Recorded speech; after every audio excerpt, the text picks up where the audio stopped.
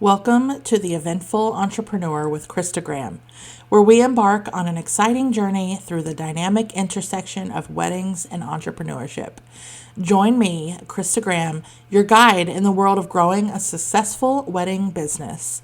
In each episode this season, we dive into one piece of your client journey from marketing to offboarding.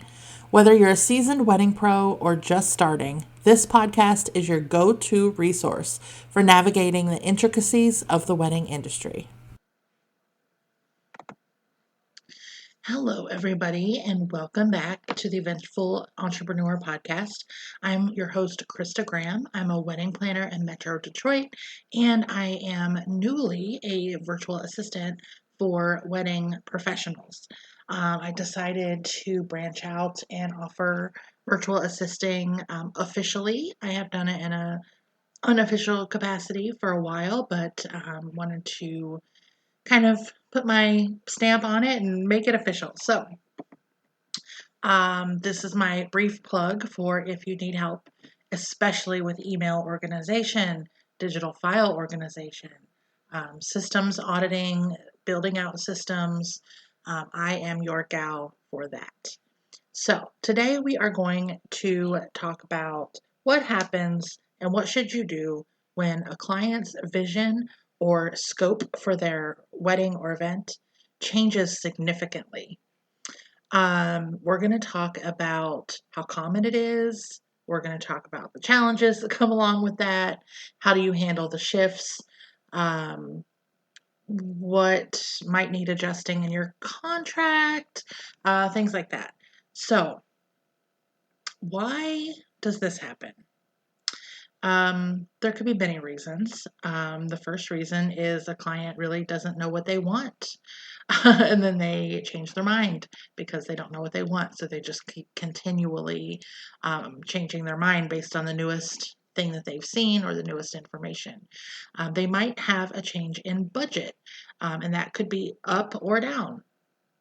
They might have had a windfall or a parent contributed money that they didn't know was coming or something like that. That could change the scope in a good way for everyone, or they might have lost a job or something happened negatively with their finances and they might need to scale back. Family dynamics plays a lot into this. Sometimes pressure from parents in how the wedding should be or how they think it should be plays into it. They might have had new inspiration. So I've had a client, started working on a wedding design and then they took a trip overseas and they got really inspired by some of the things that they saw in the location. And they came back and said, okay, we want to change what we were going to do. And it was a pretty dramatic shift in their vision. So new inspiration comes into play. And then sometimes depending on what venue is actually available, what vendors are available, things like that, their guest list might change. So there might be some real logistical issues that kind of change their venue. Change their vision. So, for example, if their venue that they want is a lovely little, cottage garden kind of feel to it, and that's not available. And then they end up going with a large contemporary glass structure. It's going to cost a lot more money to bring in as many flowers to create that kind of garden vision that they originally were going to. So they might shift simply to make it easier logistically and on their budget. So all those reasons, things can change. What do you need to think about when a client brings this to your attention? And a lot of times it's just dropped on you and you're unprepared, but you're going to have to think about how you're going to allocate your time and your resources. Um, Changing the scope of a project can highly affect the time that you're putting into it. It can add extra hours of research, extra hours finding different vendors, extra hours making a new mood board or design board, style guide, whatever you call it. Um, So have something in your contract that details what happens if there's a change in scope. Um, do you charge extra hours? Do you have a flat fee for change in scope? Those are things you need to kind of figure out on your own. But have that in place beforehand so that when something like this bombshell does drop, you can refer back to your contract and let them know what that will mean, how it's going to affect the timeline of planning moving forward, and things like that. You're going to have to look at your calendar and see if you need to reschedule any meetings. So if you had a floral meeting scheduled for this week and they decided to change everything and you need some time to reevaluate and redesign, you're going to have to reconfigure, reschedule your meetings and things like that. There's also an emotional toll with this. So some a lot of times, clients' expectations are higher than what is actually manageable. If this is budget wise, kind of refer back to last week's episode on managing clients' budgeting expectations. But managing their disappointment or their stress when the scope needs to change, um, whether that is due to downgrading things or letting them know that, hey, your vision is not entirely possible in the time frame that we have or within the budget that you have. Um, Managing their disappointment, it becomes um, a hindrance to working productively together sometimes. So again, just like I said last week when I was talking about managing budget expectations, mind your words. Don't ever make them feel bad about wanting to change things. Approach it with a teamwork mentality that we're going to do everything we can to make it work and make the new vision um, come to fruition, but that it may not be exactly what they're hoping for. If finances were not a part of the conversation at this point, you do need to bring up any financial impact that the changes will make. If they go from a DJ to a band, you're going to have to explain the change in cost with that. I know in my area, depending on the size of the band that you get, the cost could be 4 or 5+ times more expensive than a DJ. Plus, with a band comes extra people, sound people. So you're going to need extra meals for them, things like that. So expenses might impact things other than the actual changes that you're making. So I have some strategies for you to help navigate a major scope change. The first one is early communication. Encourage an open dialogue with all your clients from the very beginning about the possibility of changes and how they'll be handled. So, this goes right back to where I said having it in your contract. In your consultation, that might be something you bring up. If not your consultation, maybe your first meeting with them. You can go through and set realistic changes about flexibility and timelines, vendors, budgets, things like that, and let them know if you decide to change something once it's been handled, here is how that would look. Again, contractual protections. Consult your lawyer, get Braden Drake's contract club. I think it's less than $100, less than $50, I think, for lifetime access to contract clauses, things like that. That link is in my show notes. Make sure you have the additional fees, extensions on time, any limitations that come with scope changes in your contract. You're going to need to think ahead a little bit about if this does happen with a client, what does that process look like for you? So, oftentimes, creating a system will help you navigate something that you might not know the next step of. But if you think ahead and kind of create a step by step process for managing it, it can help you assess things a lot easier.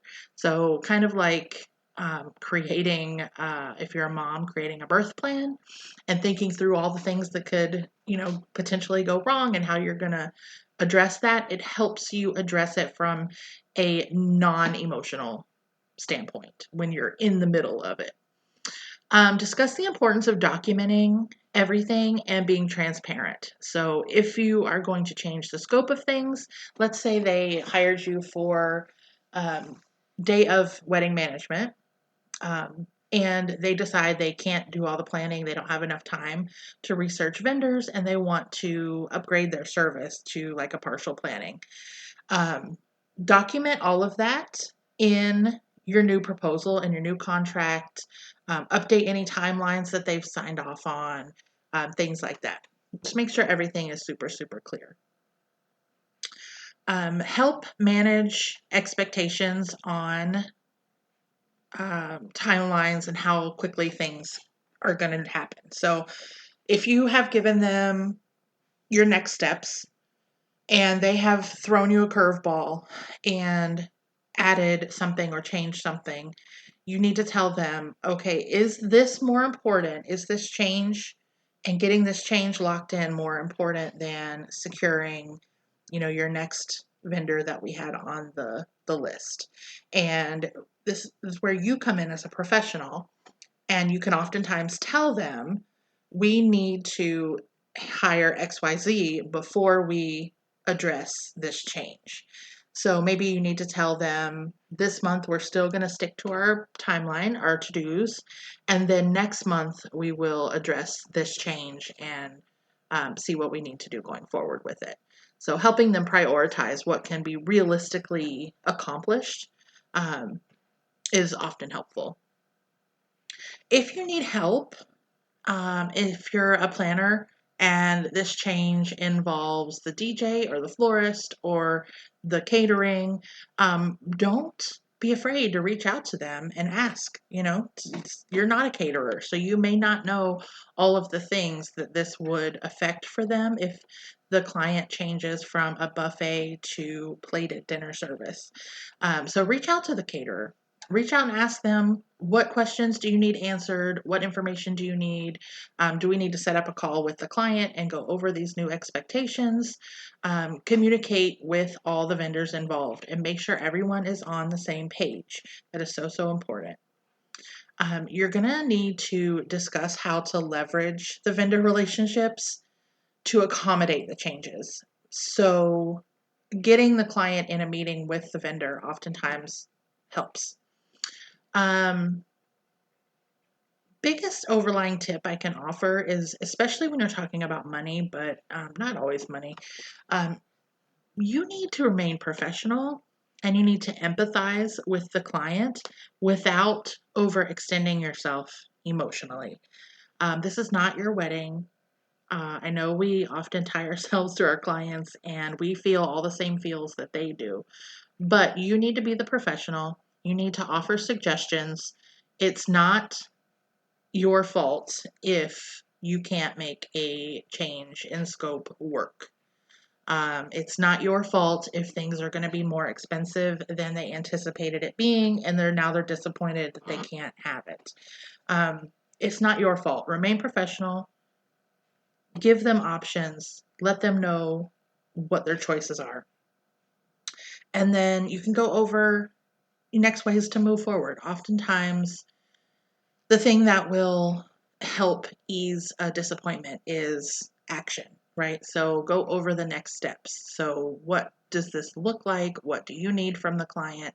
And what can you provide them? Can you provide them resources to help them kind of come to terms with the fact that they can't have what they want? So I would love to hear from you and hear what scope changes or vision changes that your clients have had.